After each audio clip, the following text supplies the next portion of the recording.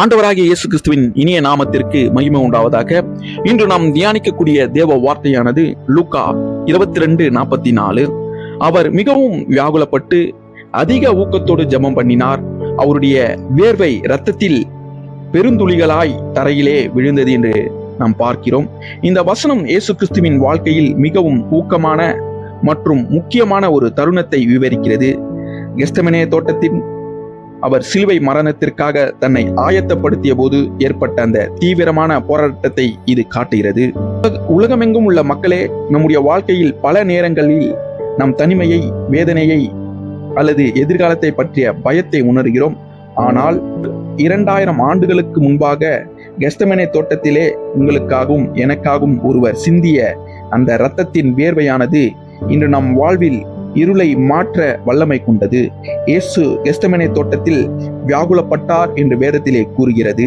அவர் சிலுவையை எண்ணி மட்டும் அஞ்சவில்லை, மாறாக அகில உலகத்தின் பாவங்களையும் சாபங்களையும் நோய்களையும் தன்மேல் சுமக்க போகிறேன் என்ற பாரமே அவரை வாட்டியது.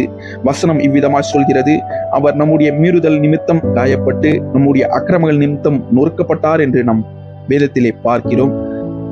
மருத்துவ ரீதியாக மனிதன் தாங்க முடியாத அளவு மன அழுத்தத்தை சந்திக்கும் போது நடக்கும் ஒரு நிகழ்வாக இந்த வேர்வை இரத்தமாக சிந்துவது.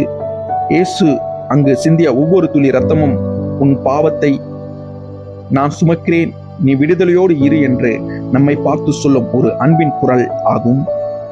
உங்கள் கண்ணீர் அவருக்கு தெரியும், உங்கள் வேதனைகள் அவருக்கு புரியும். ஏனெனில் மரண போராட்டத்தின் உச்சத்தை அவர் நமக்காகவே உங்களுக்காகவே ருசி பார்த்தார். அவர் வேதனையாய் இருந்தபோது பின்வாங்கவில்லை, மாறாக அதிக ஊக்கத்தோடு ஜெபம் பண்ணினார். உங்கள் வாழ்க்கையில் இன்று நீங்கள் வேதனையோடு இருக்கும்போது தேவனை நோக்கி ஜெபியுங்கள். வானத்திலிருந்து ஒரு பலன் உங்களை தேடி வரும். இயேசுவின் பாடுகள் ஒரு தோல்வி அடையாளம் அல்ல, அது மனுகுலத்தின் மீதான வெற்றியின் ஆரம்பம். இயேசு இரத்தத்தை வேர்வையாக சிந்தியதால் இன்று நமக்கு சமாதானத்தோடு இருக்க முடிகிறது. அவர் காயப்பட்டார், நமக்கு குணம் உண்டானது, சுகம் உண்டானது. உங்கள் பாரங்களையும் சுமக்க ஒருவர் முன்வந்து தன் இரத்தத்தை வேர்வையாக சிந்தியிருக்கிறார் என்றார். அவர் உங்களை ஒருபோதும் கைவிட மாட்டார். அவர் அன்பு உங்களை தேற்றும், அந்த தியாகம் உங்களை மீட்கும். தேவன் தாமே உங்களை மீட்க, உங்களை கைவிடாமல் காக்க ஒருவர் ரத்தம் சிந்தி இந்த உலகத்திலே உங்களை மீட்டுக் கொண்டார்.